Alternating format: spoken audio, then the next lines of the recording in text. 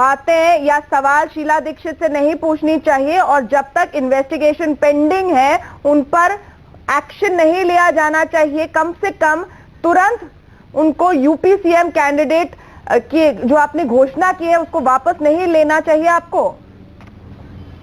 मैं समझता हूं ये तर्क ना हो के कुतर्क है। आज सरकार किसकी है? बीजेपी की। शीला दीक्षित जी के खिलाफ कौन एक्शन ले सकता है? बीजेपी। तमाम एजेंसी किसके इशारे पर काम करती हैं? वो जो पिंजरा में तोता बंद आपकी पार्टी के नेता हैं। नहीं, आप मुझे केवल बताइए। आपकी पार्टी के नेता है, बिल्कुल नेता है। आरोप लगे, हम नहीं कह रहे। हमने तो तमाम लोगों को जेल में डाला है। 2G में राजा जेल में गए हैं, हर्षवर्धन त्रिपाठी जेल में गए हैं। देखिए 2.5 साल में नहीं 2.5 साल में 2.5 लोगों को तो जेल में भेज देते हैं आप लोग। यही पर देखिए, यही पर डाइल्यूशन हो जाता है। बताइए क्या? नहीं, हम कह रहे हैं कि सवाल पूछिए ना आप शीला दीक्षित जी को बुला नहीं, आप पूछिए सवाल। आप शीला दीक्षित को अकाउंटेबल होल्ड करेंगे या नहीं? हर्षवर्धन त्रिपाठी का व्यू ले लेते हैं। हर्षवर्धन त्रिपाठी यही पर इन्होंने पैरों पे कुल्हाड़ी मार दी। हर्षवर्धन त्रिपाठी पता नहीं पूरा उन्होंने लिस्ट पढ़ा था या नहीं? ऑल द वे नहीं, इसमें सर नहीं, मैंने पूरा पढ़ा है लिस्ट। तनेजा जी इसमें CM Chhattisgarh, CM MP Modi ji के खिलाफ का भी नाम है। पीएम आई डोंट नो, लेकिन हर्षवर्धन त्रिपाठी तमाम लिस्ट लेके बैठे हैं। हम तमाम ने मोदी साहब पैसा लेते रहे और दूसरों को सेल्फ गोल कहें। हम कह रहे हैं कि हमारे लोगों ने लिस्ट मेरे पास भी है, लिस्ट हमारे पास भी है। एक्शन होगा तो सब पर होगा। जांच होनी चाहिए। इस पर हम एक्शन कर रहे हैं डिबेट, लेकिन हर्षवर्धन त्रिपाठी से मेरा सवाल है, हर्षवर्धन त्रिपाठी मुझे बताइए ना, राहुल गांधी एक बार पूरी लिस्ट तो पढ़ लेते हैं और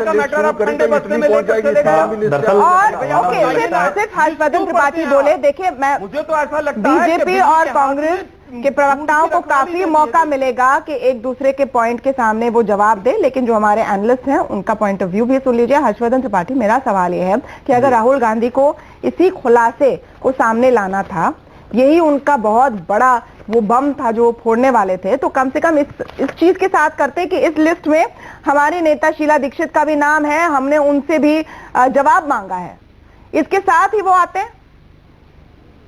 निश्चित तौर पर। और मुझे लगता है कि अगर आलोक शर्मा जी यहाँ बैठे हुए हैं कांग्रेस की तरफ से, और अगर कांग्रेस के रणनीतिकार ये बात सुन रहे हों, ये बड़ा सवाल है कि आप जिस ग्राउंड पे खड़े हैं उसी को गलत बता रहे हैं और उसी पे खड़े दूसरे किसी पर आरोप लगा रहे हैं।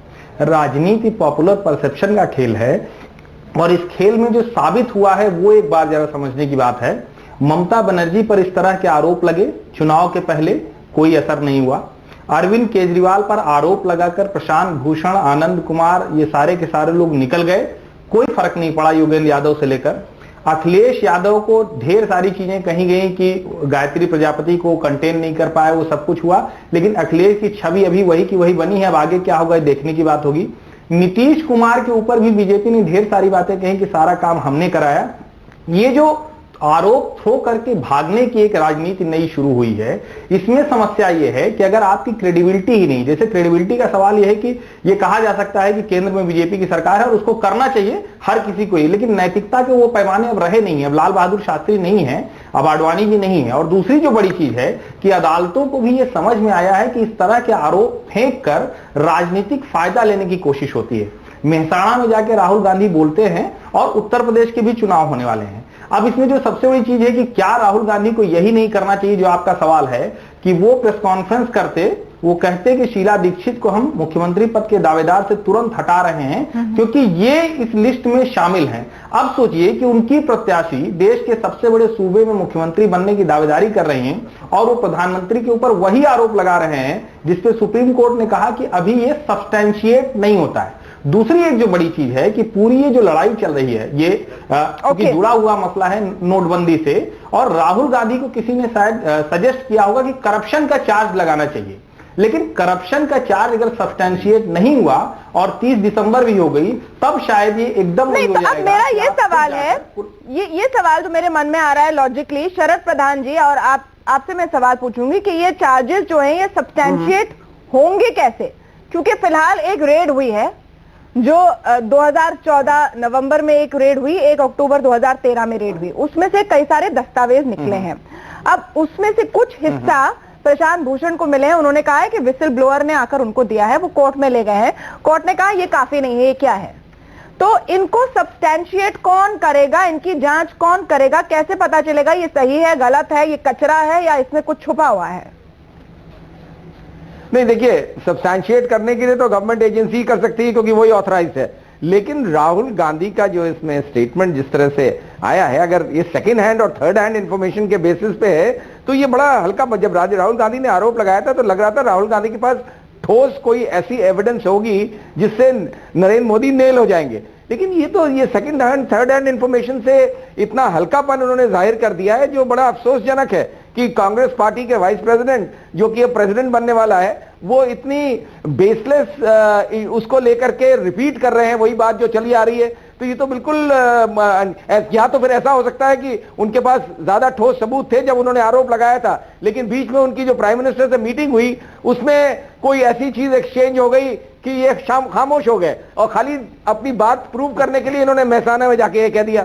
जब पहले कह रहे थे अर्थक्वेक आएगा तो अर्थक्वेक आने देते, ये तो बड़े बिल्कुल कोई सेंस। अच्छा, दूसरी बात, जहां खाली ये शीला दीक्षित का तो नाम आया है, और भी कई लीडर्स हैं जिनके नाम है सहारा के साथ।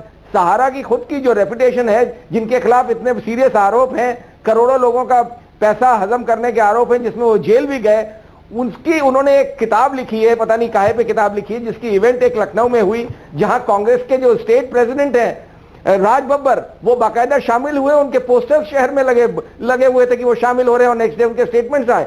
तो इनको फिर ऐसे लोगों से एसोसिएशन अपने लोगों की बंद करानी चाहिए राहुल गांधी को, अगर उन्हें यही लग रहा है कि तो फिर ये कैसे डबल स्टैंडर्ड या ट्रिपल स्टैंडर्ड, ये तो बड़े शर्मनाक बात है।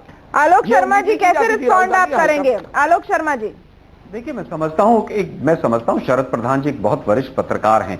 एक बुक रिलीज के कार्यक्रम को अगर मोदी जी को दी गई पैसे की अमाउंट को से तुलना करेंगे तो बड़ा ही हास्यास्पद होगा।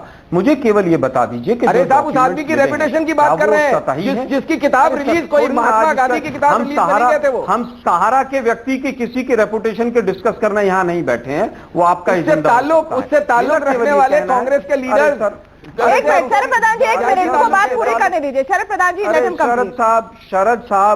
शरद साहब, जो लोग भ्रष्टाचार के खिलाफ और काले धन के खिलाफ लड़ाई लड़ रहे हैं, उनके खिलाफ सामने चौड़े में सबूत पड़े हुए हैं, और आप एक बुक रिलीज के उसको कंपेयर कर रहे हैं।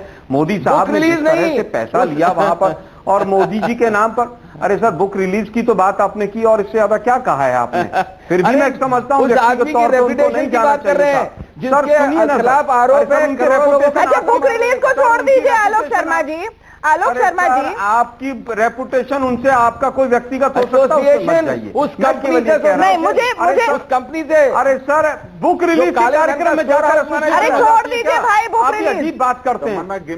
नहीं, बुक रिलीज छोड़ दीजिए। आलोक शर्मा जी, एक मिनट। शरद प्रधान जी, एक मिनट सर। शरद प्रधान जी, हम केवल ये कह रहे हैं कि मोदी जी के पास जो भी सबूत हैं कि मैं बेगुनाह हूं, वो प्रस्तुत करें। मोदी जी प्रवक्ताओं के आड़ लेकर सुप्रीम कोर्ट क्या यही मांग आप शीला दीक्षित से भी रखेंगे? क्या यही उम्मीद आप शीला दीक्षित से भी रखेंगे कि जो भी उनके पास सबूत है उनकी